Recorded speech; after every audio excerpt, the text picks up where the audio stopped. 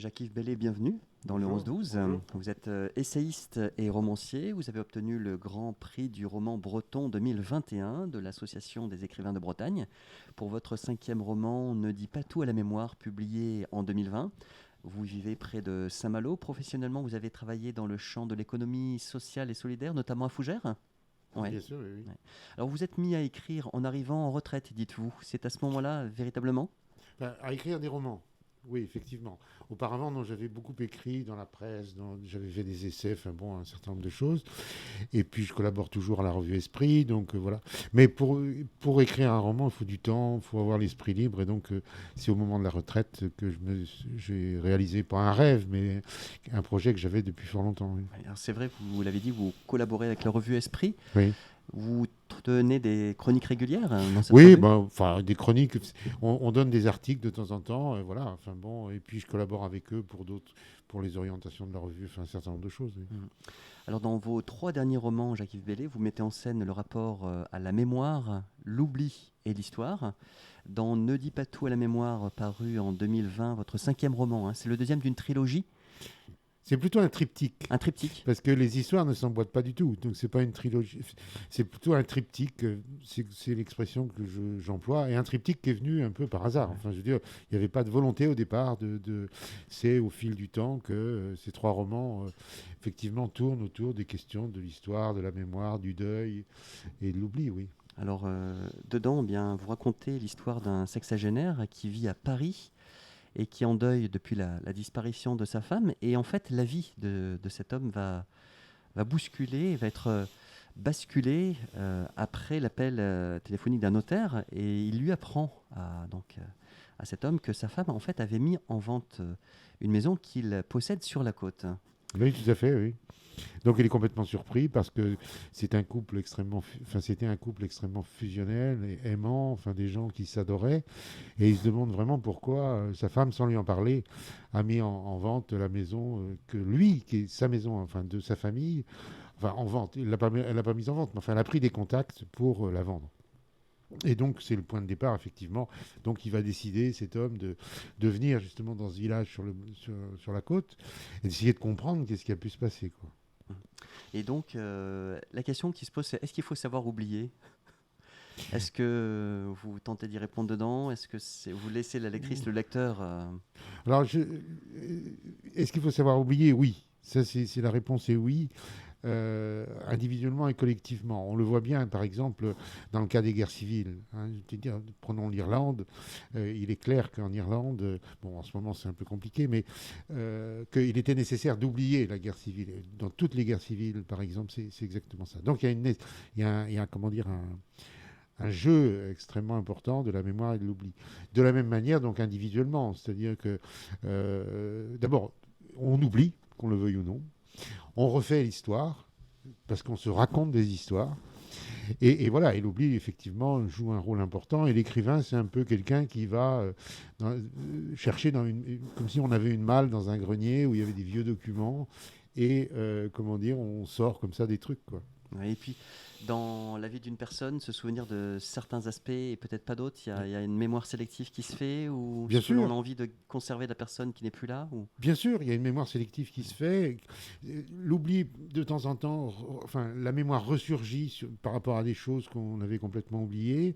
D'autres, on les oublie, je dirais, ad vitam aeternam. Oui, oui, bien sûr, la question de l'oubli. Et surtout, le jeu avec la mémoire est complexe, quoi. Parce que, encore une fois, très souvent, on ne raconte pas l'histoire, mais on se raconte des histoires. Et ça, c'est intéressant pour le romancier parce que, Il y a bon, une reconstitution, en il y fait, a une subjective. reconstitution, oui, oui, Ouais. tout à fait. Alors positive, négative, enfin, comme on veut, quoi. Mm. Mais et c'est la même chose en histoire avec un grand H. Hein. C'est-à-dire que les découvertes récentes sur tel ou tel aspect de l'histoire font que l'histoire est sans arrêt revisitée. Alors, Jacques-Yves Bellé, le jury de l'Association des écrivains de Bretagne a déclaré, je cite, Jacques-Yves Bellé nous offre un récit très singulier au croisement d'une enquête sur 2 êtres chers au narrateur, d'une analyse psychologique pleine de profondeur des personnages, d'une réflexion ontologique sur le sens de la vie après la disparition de ceux qu'on a aimés. Vous retrouvez dans cette description, dans Oui, oui, tout cette à fait. Oui, oui, bien sûr, bien analyse, dans sûr, ce bien regard? sûr. Oui, Oui. oui, oui, Ouais. oui. Alors vous dédiez d'ailleurs ce livre, Jacques-Yves Bellé ne dit pas tout à la mémoire, paru l'an dernier, à Hervé Ballet, un réalisateur de la série Entre terre et mer, que vous avez connu Bien sûr, oui, oui. personnellement. Oui, oui, tout à Ouais. fait. Oui, oui, il habitait dans le même village que moi, à Saint-Coulon. Enfin, il passait beaucoup de temps à Saint-Coulon. Et effectivement, j'ai eu la chance de parler avec lui longtemps, souvent. Mais d'ailleurs, on parlait de choses et d'autres. On ne parlait pas fatalement de littérature ou d'Entre terre et mer. On disait aussi beaucoup de bêtises. Mais c'est vrai qu'il m'a enseigné. Je veux dire, un certain nombre de choses sur les Terres Neuvas, sur la culture rurale et la culture des pêcheurs. Enfin bon, mais tout ça dans un langage imagé et puis par des choses toutes petites. Enfin, voilà. Alors, je rappelle, Jacques-Yves Bellé, vous avez signé 6 romans, Le crime d'Émile en 2014, Le Rialto de Monsieur Jean paru en 2015, 5 heures du soir à Grenade en 2017, La Dame de Galway, on parlait d'Irlande, 2019, Ne dit pas tout à la mémoire, donc 2020, et puis Le Lac de Côme ou La Symphonie des Ombres, là, c'est paru cette année. C'est donc la suite de la trilogie, cette fameuse trilogie que vous évoquiez tout à l'heure. C'est un triptyque. Hein. Triptyque, décidément, ce terme, oui, j'y tiens. non, non, mais Triptyque, je comprends. Hein, c'est un triptyque. oui. Oui, non, mais c'est parce que là Ouais. aussi, c'est une histoire qui m'est née comme ça, je ne sais pas trop Oui. comment. Et effectivement, quand on relit tout ça, c'est pas moi qui ai découvert ce lien entre ces 3 romans. C'est un ami libraire qui m'a dit bah, c'est quand même curieux, à chaque fois. Il a vu le fil rouge. Voilà, il a vu le fil rouge que moi, je n'avais pas cherché C'était à. inconscient, en fait. C'était Ouais. voilà, c'était comme ça. Bon. Et donc, qu'est-ce qu'on peut dire sur le lac de Côme ou la Symphonie des Ombres? C'est à l'occasion d'un voyage, là aussi, au bord du lac, donc de Côme en l'occurrence, Sarah, l'héroïne, cette jeune femme moderne, hein, qui se retrouve confrontée elle aussi à son passé. Hein. Il y a tout un pan de son histoire familiale. On retrouve cette mémoire, ouais. Oui, c'est ça. On C'est-à-dire qu'elle revisite. Oui, oui, oui, oui, elle se retrouve tout à fait par hasard, toute seule, au bord du lac de Côme, dans un hôtel de luxe, alors qu'elle, c'est une rebelle, qui est gilet jaune, enfin bon, qui est assistante sociale de métier. Et là, elle va rencontrer un étrange monsieur qui est comment dire, un musicien, qui a été un grand violoncelliste pardon, par le passé. Et alors là, tout à fait comme ça, il va se passer des choses et elle va effectivement découvrir ou redécouvrir un passé lointain de sa mère notamment et de tout ce qui s'est joué dans certaines périodes de la vie de sa maman. Et elle va essayer de comprendre, alors qu'elle avait rompu à peu près avec sa famille. Enfin, c'était quelqu'un qui avait, puisqu'elle était partie dans le Cher, à côté de Bourges, alors qu'elle est originaire de Rennes. Donc elle avait opéré une vraie rupture. Donc au fil de l'eau, les choses vont se mettre en place. Elle va même faire un séjour à New York. Pour pour les raisons de l'histoire. Et effectivement, bon, on suit la trace de cette jeune femme qui a 23-24 ans. Oui. Alors, Jacques-Yves Bellé, vous vous intéressez aussi à Kafka et Marguerite Duras. Qu'est-ce qui vous passionne dans l'univers, dans l'écriture, dans la plume de ces deux auteurs majeurs? Hein? Oui, alors là, j'en sais rien. Bon, Kafka, j'ai découvert il y a très très longtemps. Bon, c'est vrai que je suis un amoureux C'est quoi? C'est la de métamorphose qui vous... la métamorphose, le procès Oui, aussi, oui. enfin bon, tout cet univers un peu étrange autour de la personnalité de Joseph K, puis de K dans le château. Il se trouve aussi que bon, j'ai été plusieurs fois à Prague et que c'est une ville incroyable. D'ailleurs, le Rialto de Monsieur Yann ressort là, mais sous le titre Prague perdue. Voilà, bon. Alors Marguerite Duras, ben, je crois que ça a été... Au départ, ça a été la lecture de l'amant. Et puis après, de fil en aiguille, j'ai lu à peu près tout Duras. Et je crois que chez Duras, ce qui me séduit le plus, c'est l'écriture. Là, je veux dire, Le style? le style, la manière Ouais. d'attraper les affaires. Bon, voilà, donc ça s'est produit comme ça. Alors, de 1994 à 2004, Jacques-Yves Bellé, vous avez animé le Centre culturel et intellectuel La Brianté, à l'heure où la ville de Saint-Malo lance des appels à projets. Comment est-ce que vous verrez l'avenir du lieu? Quelle vocation? Une Bah, écoutez, continuité par rapport à son historique? Je n'ai pas trop d'idées sur Ouais. la question. Moi, je trouve très bien d'abord que la ville de Saint-Malo se réapproprie ce lieu. D'après ce que je crois voir, essaye d'en faire un centre culturel, un centre aussi Résidence d'éducation, aussi artistique, oui.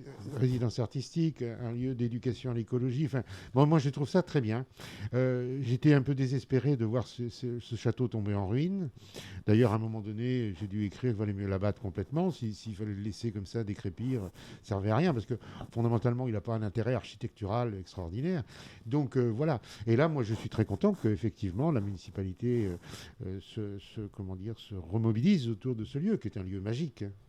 Alors Jacques-Yves Bellé, où va-t-on pouvoir vous rencontrer prochainement? Parce qu'en ce moment, je vois que vous sillonnez la côte d'Émeraude, là, Oh, entre les conférences, les dédicaces.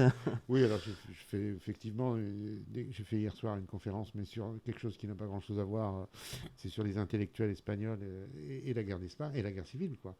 Là, Vous avez parlé de 5 heures du soir à Grenade? Oui, oui, bien sûr. Et puis on a, samedi après-midi à la médiathèque de Saint-Méloire des Ondes. Ils ont la gentillesse de m'inviter pour parler de mon travail de romancier, donc ça c'est très sympa. Et puis c'est à quelle heure? 15h. 15h. Et puis je signe aussi samedi matin à la librairie Page et Images. Voilà, oui, c'est vrai qu'en ce moment c'est un peu...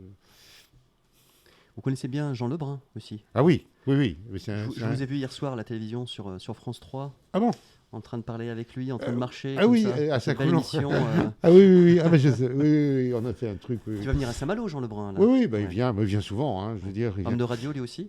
Ah bah oui, oui, c'est son truc. Hein, je veux dire, moi Jean, je l'ai connu à La Croix, puisque c'est lui qui m'a demandé de venir écrire dans le journal La Croix. Et Jean, c'est vrai que c'est un ami, c'est peut-être un grand mot, mais c'est un plus que chouette copain, quoi. On est allés ensemble d'ailleurs à Saint-Pierre-et-Miquelon. On était tous les deux, là, il y a 2 ans, 3 ans, à Saint-Pierre, à arpenter. Quand un Colombanais part à Saint-Pierre-et-Miquelon, qu'est-ce qu'il va découvrir? L'histoire, les liens, la Côte d'Émeraude avec Terre-Neuve? Bon, c'était l'occasion. La pêche? Oui, voilà, tout ça. Jean est un amoureux de Saint-Pierre, donc il m'avait dit, tiens, t'as pas envie de venir avec moi? Bon, pouf, j'étais parti. Bah oui, c'est entre autres, il n'y a pas que ça, mais il y a les gens, d'abord. Les habitants de Saint-Pierre sont des gens très particuliers, très, très chouettes, très sympas. Enfin bon, voilà. Et puis, il y avait effectivement le lien avec la grande pêche. Hein. D'ailleurs, quand on était à Saint-Pierre avec Jean, on a téléphoné à Hervé, qui était encore en vie, pour lui dire, voilà, on est sur l'île aux Marins, pour lui... Voilà, bien sûr, c'est découvrir... et puis d'aller comme ça au bout du monde, pas loin de Terre-Neuve. Enfin bon, c'est quand même un univers incroyable. Et puis on a découvert, Jean m'a fait découvrir des gens. Et puis aussi toute l'histoire de Saint-Pierre, notamment ce dont il parle dans son dernier livre, sur la période 1941, enfin la Seconde Guerre mondiale, quoi, où il y a un tas de trucs à dire, qu'il dit très bien dans son petit livre. Donc Jean Lebrun invité lundi prochain. C'est ça, oui, à 14h30, je crois, à la Chambre de commerce. Et d'archéologie de l'arrondissement de Saint-Malo. Exactement. Jacques-Yves Bellé, comment vous écrivez? Est-ce qu'il y a un sujet que vous avez en tête depuis quelque temps et vous vous dites, voilà, je vais prendre le temps de coucher tout ça sur papier, ou est-ce que ce sont des rencontres, ça dépend des circonstances? Pour vous, le processus d'écriture, parce qu'on a vu effectivement avec ce triptyque que la mémoire, l'oubli, voilà, il y a des thématiques comme ça, il y a une continuité. Là, pour 2022, est-ce que vous avez des projets, ou 2023, d'écriture, de sortie de livres? Vous avez parlé de réédition tout à l'heure, mais... Oui, ça c'est une réédition, donc Prague perdue. Mais il y a des envies d'écrire? Oui, il y a toujours l'envie d'écrire. Après, c'est un peu curieux, les processus de création. On ne sait pas trop comment ça se produit. On a des idées, on a quelques trucs qui nous trottent dans la tête. La grande difficulté, c'est pas de raconter des histoires. Les histoires, elles ont été racontées depuis toujours. C'est la manière dont on les raconte. Et ça, c'est quand même la chose la plus compliquée, c'est de trouver une façon de raconter une histoire. Bon, et donc ça vient un peu au fur et à mesure. On a parfois une idée d'une trame un peu de roman. D'autres fois, on n'a qu'un point de départ et c'est au fil de du travail que les choses viennent. Bon, ça dépend. Bon, là, j'ai été très pris quand même parce que j'ai eu cette chance d'avoir ce prix du roman de Bretagne. Donc, j'ai eu pas mal de sollicitations et c'était très chouette. Enfin, et c'est très chouette. Donc, j'ai rien fait, ou pas grand-chose. Et vous aimez le contact avec le public suite à une conférence, une dédicace? Vous aimez parler avec les gens si vous avez le temps entre 2 signatures? Oui. C'est important ce contact avec le lecteur, oui, et c'est la important, lectrice? c'est important, oui. Et c'est surtout important quand on a la chance, comme à Saint-Méloire samedi, d'avoir du temps, quoi. C'est-à-dire, on n'est pas là simplement... c'est bien de signer des livres, mais où on peut parler, où on est interrogé, donc on peut, un petit peu comme on fait ce matin. Bien, merci beaucoup d'être venu justement dans nos studios, dans l'Once-12, Jacques-Yves Bellé. On vous souhaite de belles fêtes de fin d'année. Vous aussi, et puis de continuer à nous réjouir dans l'écriture, comme vous le faites, d'essais et de romans. Aussi à Esprit, ça continue? Merci dans la beaucoup. revue Esprit, et bonne continuation à vous. Au revoir. Voilà, on poursuit dans le 11-12 avec la musique Alan Stivell, tenez, Jacques-Yves Bellé, puisqu'on est en Bretagne. On va écouter Ekreis Hag Andro, et puis après, eh bien, ce sera la revue de presse nationale au cœur de ce programme sur Radio Parole de Vie, 100.5 MHz.